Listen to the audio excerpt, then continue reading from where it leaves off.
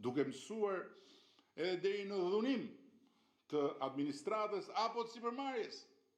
Se është kollaj të marrësh të pandehur një tufë sipërmarrësish edhe ti linçosh publikisht. Po ata sipërmarrësit kanë kredi nëpër banka, ata sipërmarrësit kanë plane zhvillimi, ata kanë mira njerëz për të ushqyer dhe kur ju del emri ashtu, bankat ju thonë stop, shkoni sqaroni një herë, pastaj hajdeni prapë. Ndërkohë që prezumimi i pafajësisë do të ishte i mjaftueshëm që dhe ata sipërmarrësit dhe ata punonjësit administratës të hetoheshin në gjendje të lirë, pa u linçuar publikisht, duke ju dhënë të gjithë respektin që meritojnë si qytetarë të Republikës së Shqipërisë dhe madje duke pasur shumë mirë parasysh që mund të jenë pafajshëm.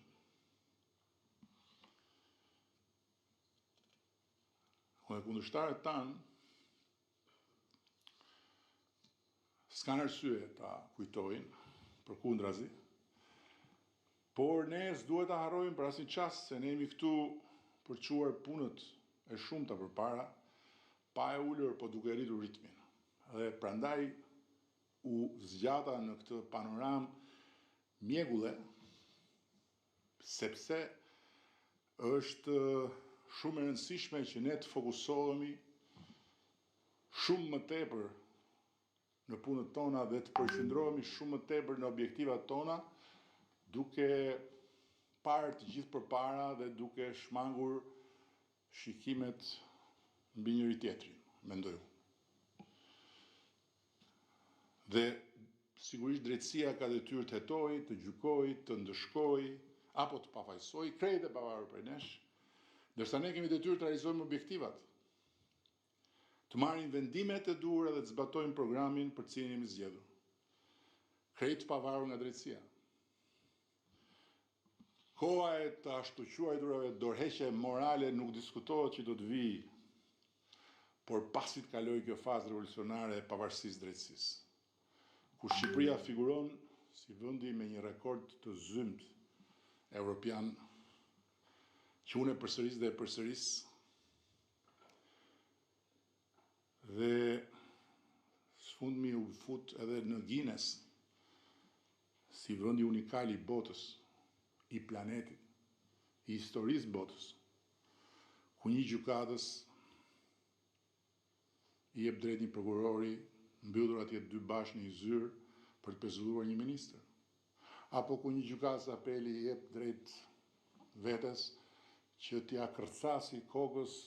dyfish dënimin atij që shkon ankohet në apel për të marrë një dënim më të lehtë. Këto janë rekorde për Guinness, këto nuk kanë ndodhur ndonjëherë. Tani, për ta mbyllur, se nuk rrit dot pa sjellë këtu edhe një fakt tjetër, në një bisedë para jo shumë ditësh me disa nga shokët e grupit,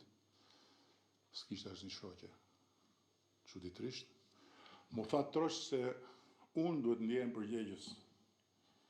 për reformën drejtësie. Cop. Natyrisht jo vetëm unë, se ka dhe një tjetër këtu që duhet të jetë përgjegjës. Por aty mu tha mua cop. Sepse jam unë fajtori kryesor që kjo reform ka prodhuar këto efektet e dëmshme anësore. Jam i bindur që jo vetëm ata, po duhet të ketë plot këtu që mendojnë njësoj si ata, dhe që edhe si disa ish mbështetës të flak të reformës në drejtësi në mexhelisë mediatik, i përmbledhin të gjitha këto në një fjalë që unë as e kam thënë dhe as do ta them ndonjëherë, dështim. Tani unë e mirë kuptoj zhgënjimin jo dhe aq të shokëve që e kanë votuar reformën apo kanë punuar për të, sepse ta quash dështim reformën drejtësi nga pozitat e mbështetësit dikushëm mediatik të saj, je në drejtën dhe mbas edhe në detyrën tënde për të vënë alarmin, sipas perceptimit tënd. Por ta quash dështim nga pozitat e grupit projektues dhe miratues saj, do të thotë të mos shohësh më larg ditës së sotme, të mos llogarisësh përtej kostove aktuale dhe të mos vlerësosh më shumë se sa komoditetin tënd. Ndërkohë që unë kam qenë dhe mbetem kokfort në mbrojtjen e bindjeve të mia, jam gjithnjëherë më pak rezistent ndaj mundësisë që ta kem gabim. Por jam interesuar të kuptoj kur kam gabuar, ku kam gabuar, që do thotë se kam problem të pranoj gabime. Kjo është provë e sigurt që nuk jam më i ri. Por sinqerisht jo vetëm që nuk e gjej asnjë arsye strategjike për ta pranuar opinionin se reforma drejtësi ka dështuar, dhe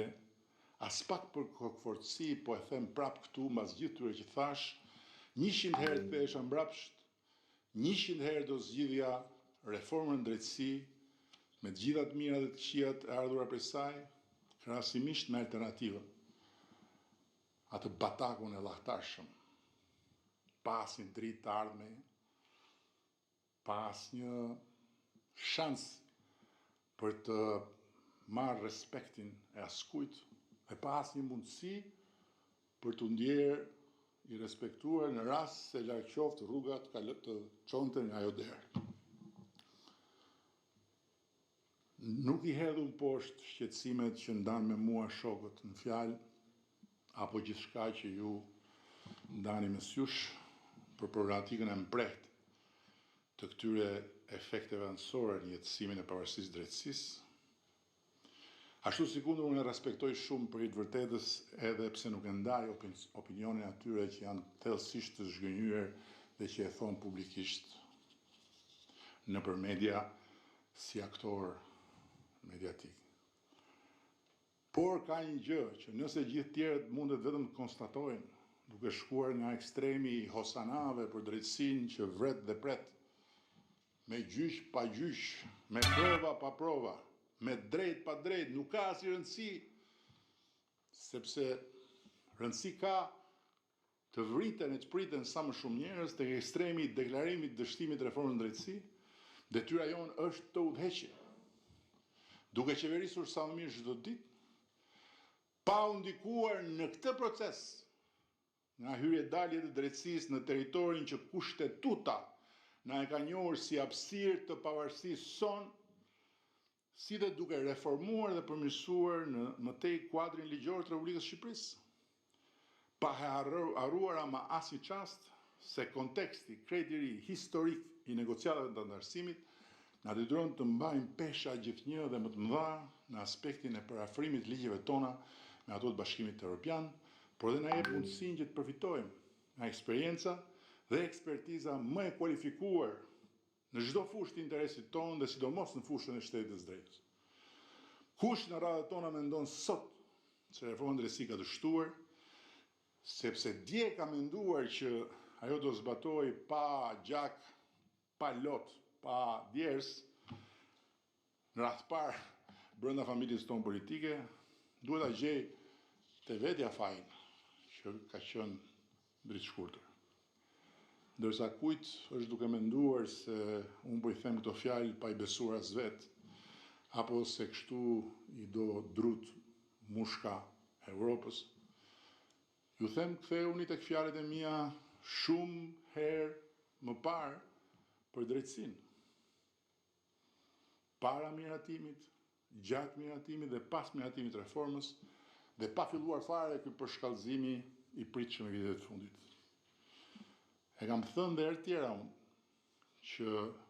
nga gjitha reformat që bën politika, kjo e drejtësisë, kur është e vërtet, është më e rënda, sepse lidhet drejt për drejt me lëkurën e politikës.